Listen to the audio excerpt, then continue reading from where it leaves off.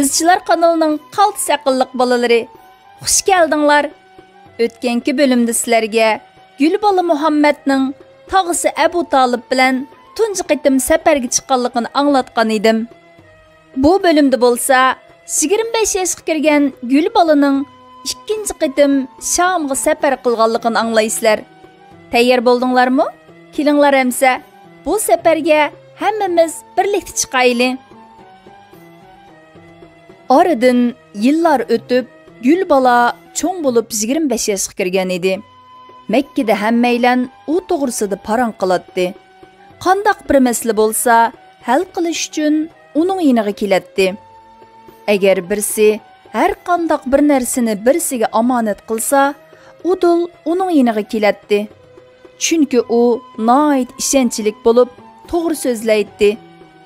Shunga hemmeylen uni ishonchlik Muhammad ma'nosida kelgan Muhammad Amin deb atashga boshlagan edi.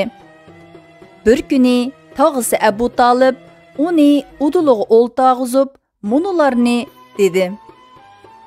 Anglashlarga qaraganda, Xuvaylidning qizi Xadicha Shamga evatmoqchi bo'lgan karvonning beshiga ishonchlik birsini izlab o'tibdi. Sen Mekkadagi eng ishonchlik odam. Xadicha sendan texim ishonchlik birsin topolmaydi. Agar xohlasang, Xadichaning karvoniga bosh bo'lishga seni ko'rsatayli, dedi. Muhammad Amin bo'lsa, sizlar qandoq o'ylagan bo'lsanglar, shundoq bo'lsin, deb xohlaydiganligini bildirdi. Uzun o'tmay Abu Talib Xadichaning yiniga berib, jiyani to'g'risida uzun paranglashdi. Bu karvonning beshiga eng muvofiq nomzodning jiyani Muhammad Amin ekanligini dedi. Karvonning beshiga tayinlangan odamning haqqi uchun 2 tugi berdiganliklarini angladim. Ammo men jiyanim uchun 4 tugi talab qilaman, dedi. Xadicha mu ishonchlik Muhammad haqida noit yaxshi gaplarni anglagan edi. Karvon uchun uningdan yaxshi birsini topolmaydiganligini o'ylab, Abu Talibning talabini hech ikkilanmay qabul qildi. Bütün tayyorliqlar bitib, yo'lga chiqish uchun harakat qildi. Ishonchlik Muhammad haqida ko'p yaxshi gaplarni anglagan Xadicha uni texmi yaxshi bilishni o'yladi.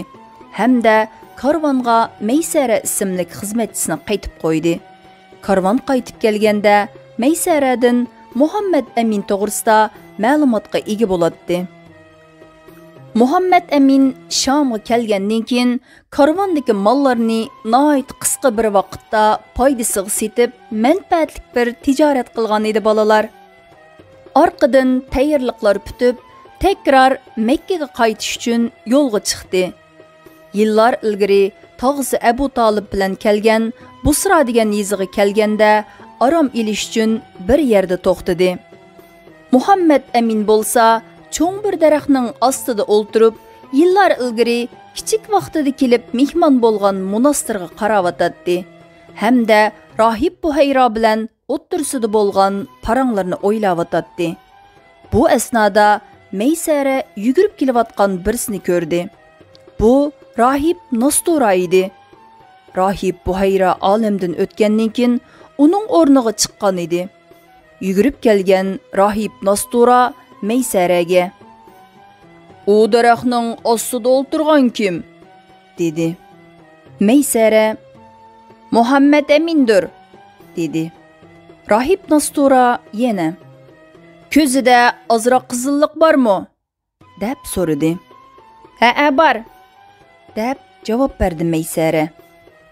Rohib Nastura: "Qasam qilamanki, uning ostida o'ltirgan payg'ambardan boshqasi emas. U aniqki insonlar kutayotgan oxirgi payg'ambardir", dedi.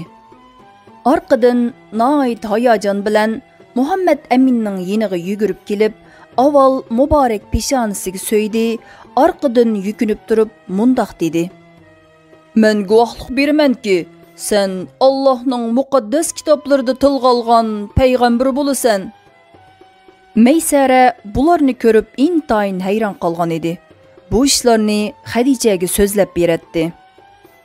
Karvon yo'lga chiqish uchun harakat qildi. Bu asnoda Maysara bir bulutga diqqat qildi. Bulut karvan mangsa mаңатты, to'xtisi to'xtaytdi. Maysara hayronlik ichida qolgan edi. Xadicha egiz bir yerga chiqib, kelmoqchi bo'lgan karvanning yo'lini kuzatishga boshladi. Uzoqdan karvanning asta-asta kelayotganligini ko'rdi hamda ko'zi karvanning ustidagi bulutga tikildi. Bulut xuddi birsini quyoshning optipidan qo'g'dayotgandek qiladi. Intayin hayron qoldi. Xadicha Makka kelgan karvonni kutib oldi. Muhammad Amin bu tijoratdan nihoyat foyda olgan edi. Hatto Xadicha ilgari bundoq foyda olib boqmagan edi. Xadicha Maysarani izlayotdi. Uning ko'rgan bilganlarini anglash uchun toqatsizlik bilan kutgan edi. Maysara Gul Muhammad Aminni og'z-og'ziga tegmay maqtadi hamda intayin rohat, oson safar qilganligini, hech qanday xatar, qiyinchilik uchirmaganligini so'zlab berdi. Xadichaga rohib Nosturaning deganlarini birma-bir anglatdi. Bular Xadichaga intayin ta'sir qilgan edi. Bu bölüm shundoq qilib mush yerda tugadi. Barcha umaqlarning astoydil anglagani uchun rahmat aytaman. Keyingi son programmamizni ko'rishgacha sizlarni Allohga topchidim. Xushvaqt bo'linglar.